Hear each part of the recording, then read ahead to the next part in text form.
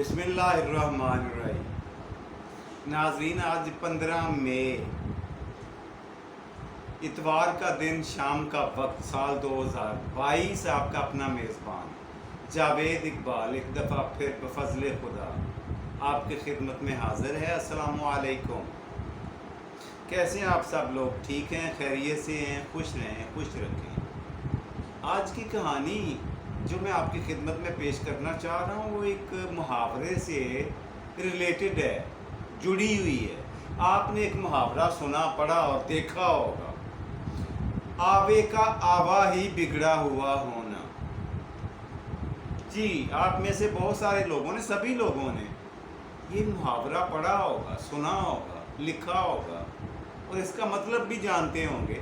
आवे का आवा बिगड़ा हुआ होना। उम्मीद है आप समझ गए होंगे, लिख कर दिखाने की ज़रूरत नहीं है। ये वहाँ पे बोलते हैं मुहावरा जहाँ पे कोई खामी, खराबी, कोई ऐसी चीज़ जो ऊपर से नीचे तक किसी मुल्क में, किसी माशरे में, किसी महकमे में ऊपर से नीचे तक सरायत कर चुकी हो, हर जगह पे मौजूद हो।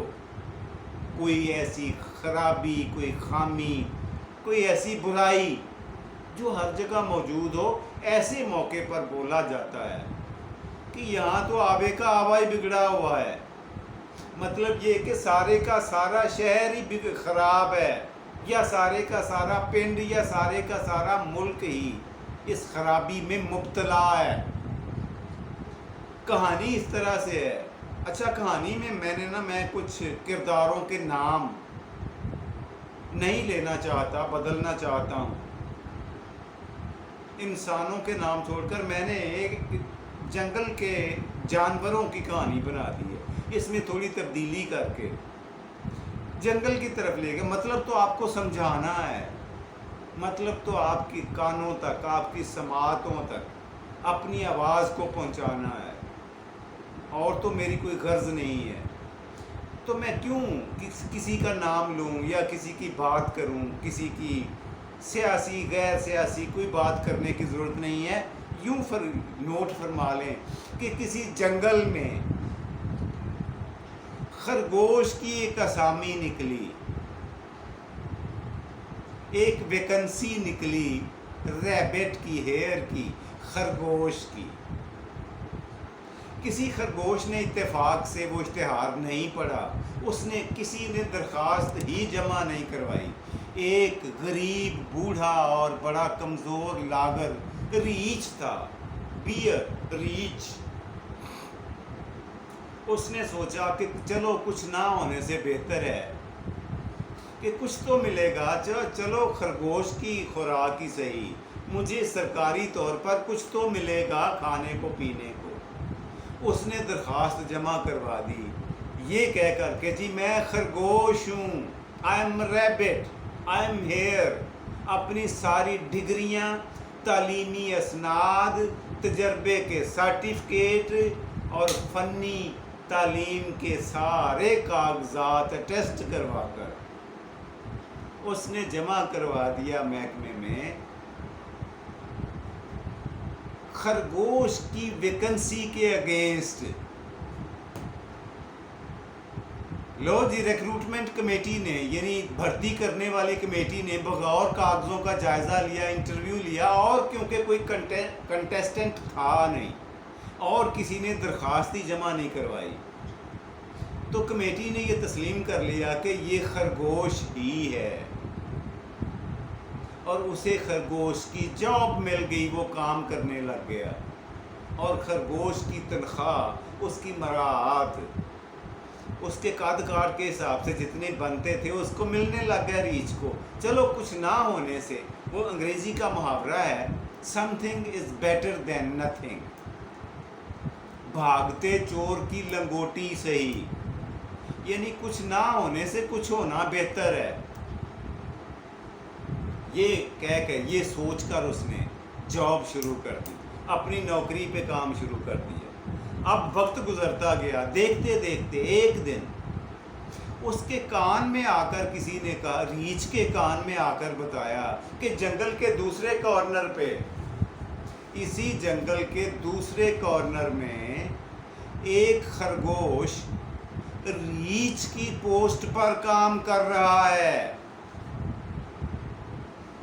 تم اس معاملے کو، اس مسئلے کو اٹھاؤ، اس ناانصافی کے خلاف آواز اٹھاؤ. اس کے ساتھی ریچھوں نے مشورہ دیا کہ تمہیں اس کے خلاف آواز اٹھانی چاہیے. وہ خرگوش کام کر رہا ہے، وہ تو خرگوش سب کو نظر آتا ہے، خرگوش اتنا سا ہوتا ہے، اور ریچھ بہت بڑا، گدھے کے جتنا اس کا قد کاٹ ہوتا ہے، گھوڑے کے جتنا. اور وہ ریچھ کی خوراک، اس کی سہولیات، اس کی تنخواہ وصول کر رہا ہے خرگوش ہوتے ہوئے. یہ ظلم اور ناانصافی ہے. تم آواز اٹھاؤ اس کے خلاف.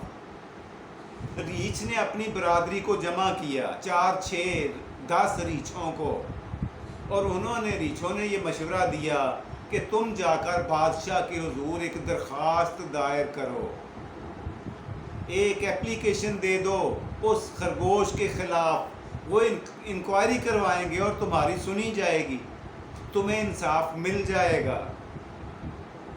لو جی، جنگل کا بادشاہ ہوا کرتا ہے شیر صاحب، مسٹر لائن.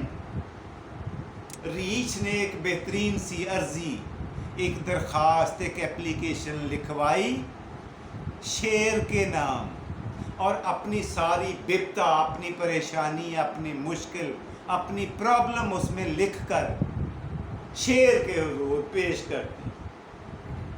شیر نے وہ ایپلیکیشن پڑھی، اور پڑھنے کے بعد اس نے یہ کیا کہ فوری طور پر ایک کمیٹی قائم کر دی، اور کمیٹی میں 6 عدد ٹائیگرز تھے، ٹائیگرز، چیتے.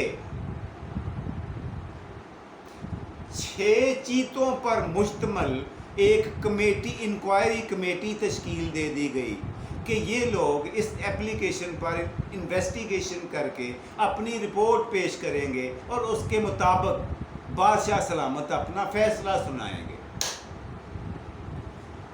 ٹائیگروں کی کمیٹی نے، چیتوں کی کمیٹی نے خرگوش اور ریچھ دونوں کو نوٹسز جاری کر دیے، اور کہا کہ تم لوگ فلاں تاریخ کو، فلاں وقت اپنے اپنے کاغذات لے کر، اپنی اپنی فائلیں لے کر، اپنے اپنے ڈاکومنٹس لے کر، تمام ڈگریاں، سرٹیفکیٹ اور تجربے کے سرٹیفکیٹس لے کر، اسناد لے کر کمیٹی کے روبرو پیش ہو جاؤ. اور اصلتاً آنا ہے، کسی وکیل کو نہیں لانا، بذات خود حاضر ہونا ہے. مقررہ تاریخ پر، مقررہ وقت پر بادشاہ سلامت کی قائم کردہ کمیٹی میں 6 ٹائیگرز کے روبرو، چیتوں کے روبرو ریچھ اور خرگوش دونوں پیش ہو گئے.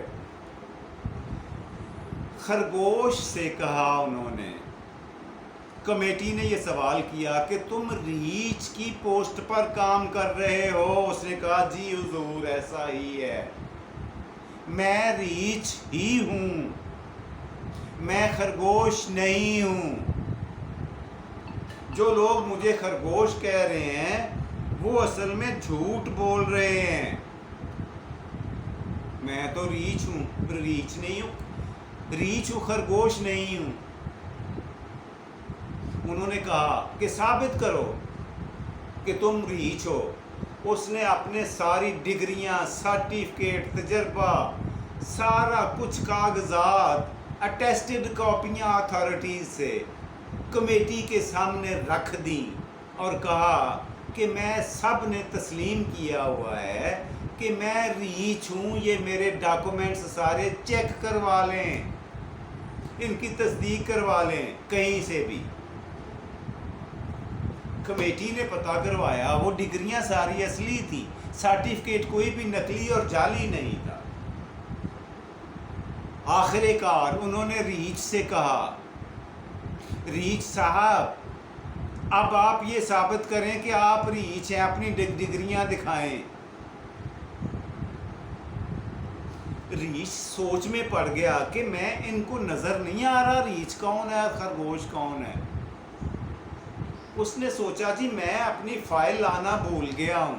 لیکن خرگوش نے بڑے کمال حاضر دماغی کے ساتھ کہا کہ جی اس کی فائل میرے پاس کاپیاں موجود ہیں، میں اس کی فائل بھی میں پیش کرتا ہوں۔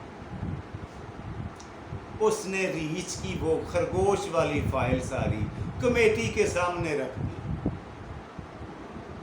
کمیٹی نے دیکھا، انہوں نے کہا کہ ہاں یہ ساری فائل آپ کی ہے، آپ تو خیر سے خرگوش ہیں، جائیں اپنی اپنی جاب پر، اپنے اپنی جگہوں پر، اپنی اپنی پوسٹوں پر، اپنے اپنے محکمے میں، اپنے اپنے دفتر میں جاؤ اور اسی تنخواہ پہ دونوں کام کرو اور ایک دوسرے کے خلاف درخواستیں نہ دیا کرو۔ ان کو وارننگ جاری کر دی۔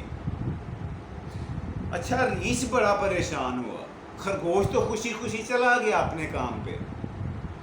ریچھ بڑا پریشان ہوا جب کمیٹی روم سے انکوائری کے بعد باہر آیا تو باہر اس کی برادری کے 10-15 ریچھ موجود تھے۔ انہوں نے کہا کہ تم نے اتنی آسانی سے کیسے فیصلہ تسلیم کر لیا؟ تم نے احتجاج کیوں نہیں کیا؟ آواز بلند کیوں نہیں کی؟ کمیٹی کے خلاف تم نے آواز اٹھانا کیوں گوارا نہیں کیا؟ ریچھ نے بڑے کمال کی بات کی۔ یہاں آپ کی توجہ مطلوب ہے، ضرورت ہے آپ کی توجہ کی، آپ کی اٹینشن کی ضرورت ہے۔ ریچھ نے کہا، بابا لوگ میری بات سنو، اب نہ تو کوئی کاغذ خرگوش کا جعلی تھا اور نہ میرا کوئی جعلی تھا، سارے کاغذات تو یہ ثابت کر رہے تھے کہ میں ریچھ نہیں ہوں، خرگوش ہوں، اور اسی طرح سے خرگوش کے سارے کاغذات یہ ثابت کر رہے تھے کہ وہ خرگوش نہیں ہے، ریچھ ہے، اور سارے کے سارے کاغذات ہمارے اپنے جنگل کے محکموں کے اداروں کے بنے ہوئے ہیں، اصلی سرٹیفکیٹس ہیں، ڈگریاں ہیں، اسناد ہیں۔ باقی رہ گئی بات کامن سینس کی، تو اس کے بارے میں عرض کیے دیتا ہوں۔ ریچھ نے کہا، سنو میری برادری والو، کیا بولتا، کیسے بولتا، کس کے سامنے بولتا؟ وہاں جب میں کمیٹی میں جا کر بیٹھا ہوں تو میرے اوپر ایک نیا انکشاف ہوا، وہ یہ کہ جو لوگ چیتوں کے روپ میں 6 چیتے ٹائیگرز کمیٹی میں بیٹھے ہوئے تھے، وہ چیتے نہیں تھے، گدھے تھے۔ انہوں نے رنگ کروایا ہوا تھا چیتوں والا، اور سب کے پاس اصلی ڈگریاں، اصلی سرٹیفکیٹ اور اصلی تجربات کی نقلیں تھیں۔ اب بتاؤ کہ کس کے خلاف کیا احتجاج کیا جائے؟ ان سارے ریچھوں میں سے، برادری میں سے جو سب سے بڑا اور بوڑھا تجربہ کار ریچھ تھا، بزرگ تھا، اس نے کھڑے ہو کے کہا، ابے او بھائی لوگو، مقام خاموشی ہے، کوئی بات کرنے کی ضرورت نہیں ہے، کسی بولنے کا فائدہ نہیں ہے، اس لیے کہ یہاں پہ آوے کا آوا ہی بگڑا ہوا ہے۔ یہ تھی جی آج کی کہانی، اس کا انالیسز آپ نے خود کرنے ہیں۔ نتیجے کے طور پر ابھی میں نے کچھ نہیں بولنا، میں اگر کچھ بولوں گا تو پھر لوگ کہیں گے کہ بولتا ہے، میں بولوں گا تم بولو گے کہ بولتا ہے، اس لیے میں نہیں بولوں گا۔ آپ خود فیصلہ کریں، خود ذہن دوڑائیں کہ میں نے کیا کہا اور آپ کیا سمجھے، اور میری کہانی جو میں نے بنائی تھی وہ کہاں تک کامیاب رہی۔ فیصلہ آپ لوگوں کے ہاتھوں میں ہے، آپ بہترین جج ہیں۔ جی پروگرام کا دوسرا اور مزیدار سیگمنٹ، آج کا سوال۔ پچھلے پروگرام میں نے یہ پوچھا تھا کہ یہ بتائیے کہ پاکستان کا سب سے بڑا قلعہ کہاں پہ ہے اور اس کا نام کیا ہے۔ یہ بتا دیا تھا میں نے کہ ہمارے اپنے صوبہ سندھ میں ہے پاکستان کا سب سے بڑا قلعہ، اور اس کا نام بھی نوٹ فرما لیں، اس کا نام ہے رانی کوٹ، رانی کوٹ کا قلعہ۔ وہ پاکستان میں رقبے کے لحاظ سے سب سے بڑا قلعہ ہے۔ آج کا سوال یار بہت ہی آسان پوچھ لیتا، اب اس سے زیادہ آسان سوال میں پوچھ نہیں سکتا۔ یہ فرما دیں، یہ بتا دیں کہ پاکستان میں، ملک عزیز میں سب سے بڑی مسجد کا نام کیا ہے اور وہ کہاں پہ ہے؟ اس سے زیادہ آسان سوال پوچھنے کے لیے میری بک میں، میری پاکٹ میں، میری جیب میں ہے ہی نہیں۔ سب سے بڑی مسجد پاکستان کی کہاں ہے اور اس کا نام کیا ہے؟ پروگرام کا تیسرا، آخری اور آپ کا فیورٹ سیگمنٹ، آج کا شعر۔ جی آج کا شعر آپ کی خدمت میں پیش کرتا ہوں۔ آج کا شعر سائیں اس طرح سے ہے: تو محبت سے کوئی چال تو چل، صاحب تو محبت سے کوئی چال تو چل، ہار جانے کا حوصلہ ہے مجھے۔ یہ تھا جی آج کا شعر۔ اپنے میزبان جاوید اقبال کو اپنی دعاؤں میں یاد رکھیے گا۔ اللہ تبارک و تعالی آپ کو آسانیاں عطا فرمائے اور آسانیاں تقسیم کرنے کی توفیق دے۔ اپنا اور اپنے پیاروں کا ڈھیر سارا خیال رکھا کریں۔ خوش رہیں، خوش رکھیں، خوشیاں بانٹیں، خوشیاں سمیٹیں۔ مجھے اپنی دعاؤں میں یاد رکھیے گا۔ خدا حافظ اور پاکستان زندہ باد۔